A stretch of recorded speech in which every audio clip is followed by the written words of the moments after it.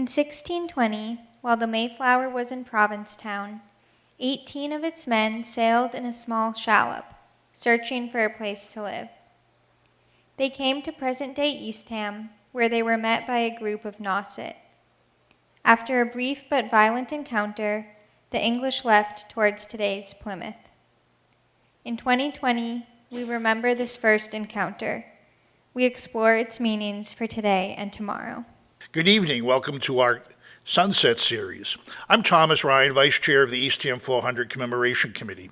I'm very happy to welcome tonight Rebecca Gamoose, who is part of the Eastham Painters Guild and is going to speak to us about a special activity they have throughout the season. Welcome. Hello, my name is Rebecca Gamoose, and I am a classic wash ashore. I started by going to Nantucket at the age of 7, all the way from Ohio. We would drive and catch the car ferry. We vacationed there for several years.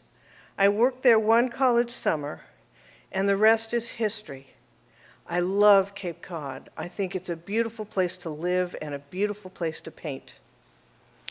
When we finally moved here 3 years ago, I came upon the Eastham Painters Guild table at Windmill Weekend on my birthday and asked to join. I've been in the visual arts my whole life, but I had never painted plein air, which is French for outside. It just means that you go outside and paint what you see. The Eastham Painters have a reputation for being the friendliest group of painters on the Cape, and we work at living up to it. So, in complete artistic terror, I started painting outside with fabulous support. We paint on Tuesday mornings from 8:30 to 10:30. You can be early, on time, or late. In early spring, the year's coordinator draws up a schedule that takes into consideration tide times, bloom times, and in July and August, places where we can go that don't require a sticker or a fee. Last year, we coordinated with the National Seashore, and all our locations were at the seashore. Due to COVID, that didn't work for this year, but we enjoyed it so much that we have kept on painting.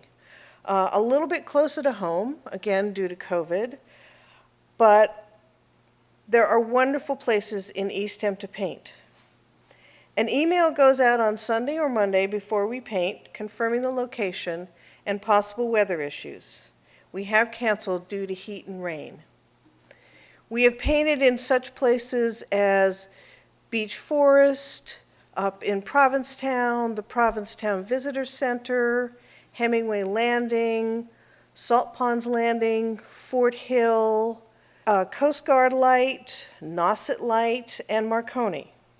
This first slide is an Eastham Painters info slide.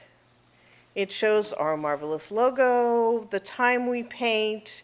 It has this upcoming date and information on how to contact us if you want to be included on the list of plein air painters.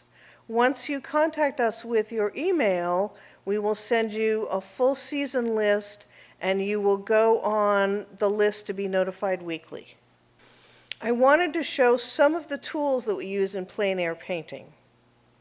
So this next slide is of a closed easel box, a classic box. This is made by Maybelle.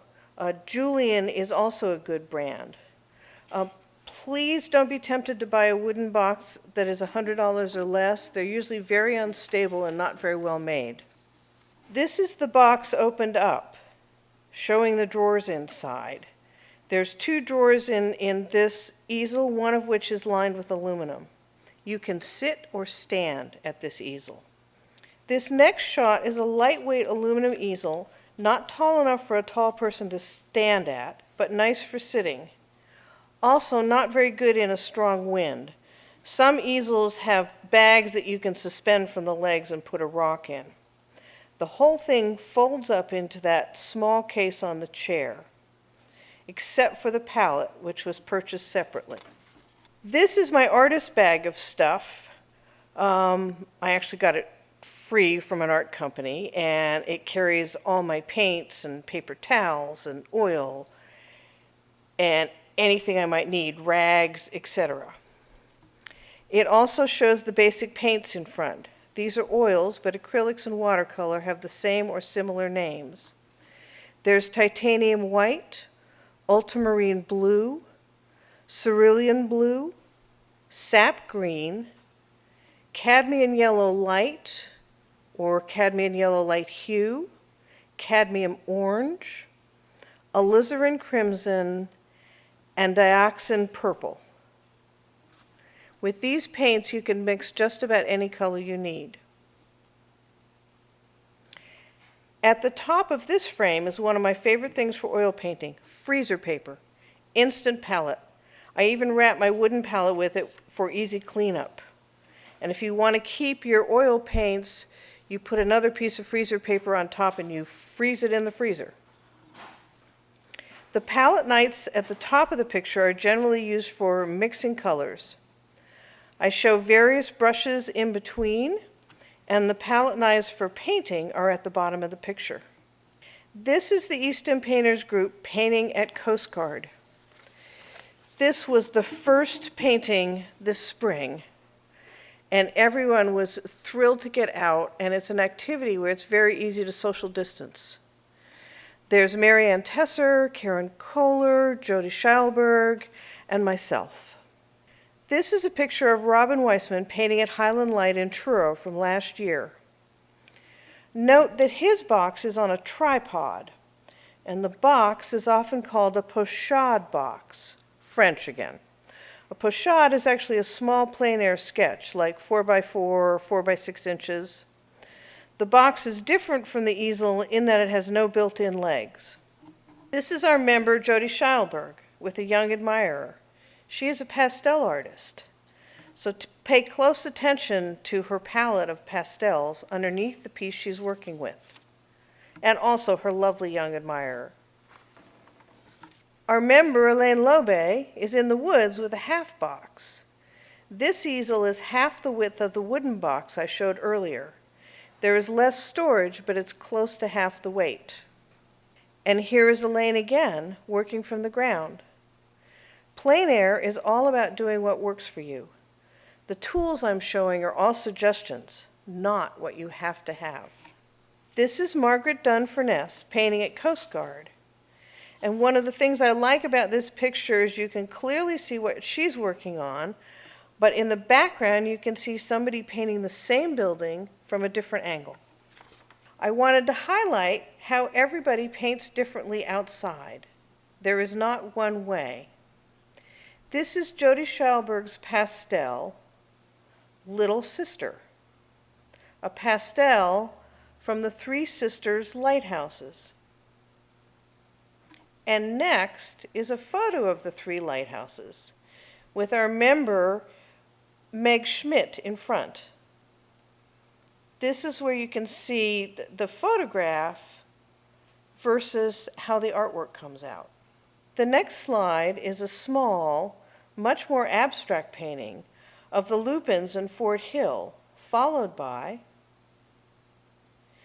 a photo of Fort Hill the same day. The lupins bloom every year on Fort Hill, first, second week of June, and they're really staggering. And I'm closing with a photo from the Cape.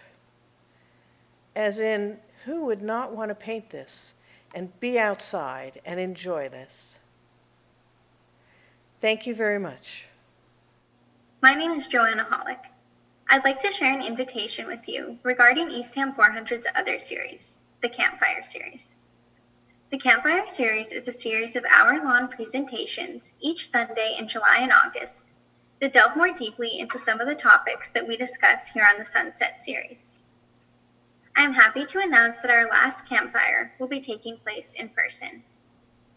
On Sunday, August 30th, this event will occur at the Eastham Windmill at 6 p.m. The same presentation that was given on August 23rd will be given again, featuring John Hanlon, who has led the campfire programs at Cape Cod National Seashore for the past 20 years, and Linda Coombs of the Aquinnah Wampanoag tribe. Admission is free, but registration is required. You can sign up for this event using the form on our website, eastham400.org. We are looking forward to this event and hope to see you there. Thank you.